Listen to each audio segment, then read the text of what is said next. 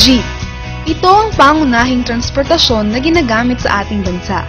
Bukod sa mura, accessible pa ito dahil kahit saang sulok yata ng Pilipinas ay meron ito. May mahaba, maikli, makulay, mabunloloy, at meron din namang simple lang. Sinasabing simbolo ng kulturang Filipino ang jeepney.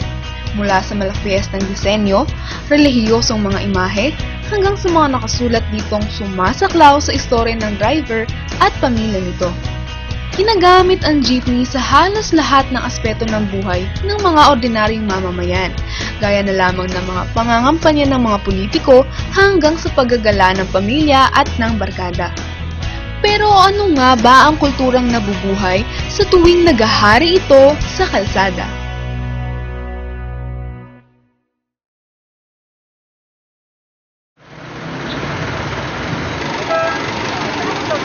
Madalas tayong makakita ng mga jeepney na punong-puno ng mga makukulay at artistikong mga imahe. Maging ang pinakasimpleng mga jeepney ay makikitaan ng iba't ibang personalidad at mga senaryo sa paligid nito. Isa sa mga pinakamadalas na mapapansin mula sa mga imaheng ito ay ang likas na pagkarelihiyoso nating mga Pilipino.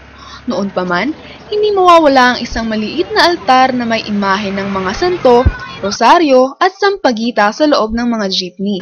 Bukod pa dyan, madalas nakaguhit sa labas ng jeep ang mukha ng isang santo o di kaya na may pangalan o mga katagang may kinalaman sa ating mga pananalig o paniniwala. Nilagay na yun ng may-ari. Yung may-ari na naglagay niya mga po. Napabuenas lang. May iba din namang naglalagay ng naglalakasang stereo, mga kakatuwang sticker at iba't iba pang disenyo sa loob at labas nito. Patunay lamang na hindi nauubusan ng gimmick tayong mga Pilipino para lang mapaganda ang mga kagamitan natin. Para gumanda. Mas sumasakay po ba ang tao pag mas maganda yung jeep? Siyempre, natural. Siyempre, para maganahan yung mga pasahero. Iba't iba rin ang mababasa nating nakasulat sa jeepney. Madalas, may kita ang mga pangalan ng mga tao sa unahan, gilid, likod o sa loob. Kung hindi pangalan ng may-ari, ay pangalan ito ng asawa o mga anak nito. Bukod sa mga pangalang ito, ay may kita rin natin ang maraming kakatuwang senyales gaya na lamang ng mga ito.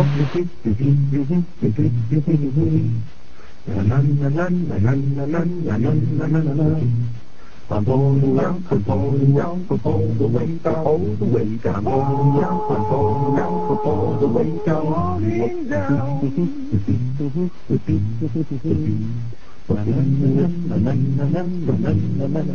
Makakakita rin naman tayo ng mga bandera ng ibang bansa sa labas ng mga jeepney. Ang mga banderang ito ay simbolo ng mga bansang pinanggalingan o dating pinagtrabahuhan ng may-ari. May-ari kasi ng ibang bansa. Nagkaroon sila ng jeep. Example, nagtatrabaho siya ngayon sa Saudi. Yung pinagamit yung flag ng kakaibang kuwan. Pinidikit sticker lang po yun. Likas sa ating mga Filipino ang pagiging makapamilya o family-oriented. Kaya naman, madalas nating makitang katukatulong sa paniningil ng driver ang asawa nito sa tabi. Minsan pa nga, hindi lang asawa kundi pati mga anak ay kasama ng driver sa pamamasada. Ngunit ayon sa ilang mga jeepney drivers, pinipili na lang nilang huwag isama sa biyahe ang kani-kanilang mga pamilya ngayon. Mahirap isama kasi yung aksidente, hindi naman natin naiwasan yun. Matindi yung mga puwiso ng jeep yung mga usok ng jeep. Makakasira ng lang ng mga malako Pero hindi naman daw problema kung wala si Mrs. para tumulong sa pamamasada. Dahil kung si Batman ay may Robin, ang mga jeepney driver naman ay may mga barker na palaging tumutulong sa paniningil at pagtatawag ng mga pasahero. Ang mga taong ito ay kumikita base sa dami ng mga pasahero na isakay nila sa jeep. Mapapansin din natin ang kulturang bayanihan sa tuwing sumasakay tayo sa jeep. Sa tuwing magbabayad tayo ng pamasahe, iniaabot ng mga katabing pasahero ang bayad mo hanggang makaabot sa driver. Kung swerte namang may makasakay tayong mga kaibigan, ay inililibre tayo ng pamasahe. Bukod pa dyan ay masasalamin din natin ang likas na pagiging open nating mga Pinoy. Hindi natin iniindang makipag-usap sa mga kasama kahit alam nating naririnig ng ibang mga nakasakay sa jeep. Minsan pa nga, ang driver mismo ang nag-uumpisa ng usapan sa mga pasahero sa pamamagitan ng kasulukuyang mga traffic at buhay ang mga pulis. Isa pa sa mga interesanteng kultura nating mga Filipino ay ang paraan kung paano tayo bababa ng jeepney sa simpleng pagsigaw ng para, tabi po, o ang pagsipol at pagkatok sa bubong ng jeepney, ititigil ng driver ang pagmamaneho para makababa ang pasahero. Tunay nga na sinasalamin ng jeepney ang kulturang Filipino sa maraming paraan. Ipinapakita nito hindi lamang ang iba't ibang kaugalian natin, kundi ang mga kwento mismo ng mga jeepney drivers at mga ordinaryong mamamayan.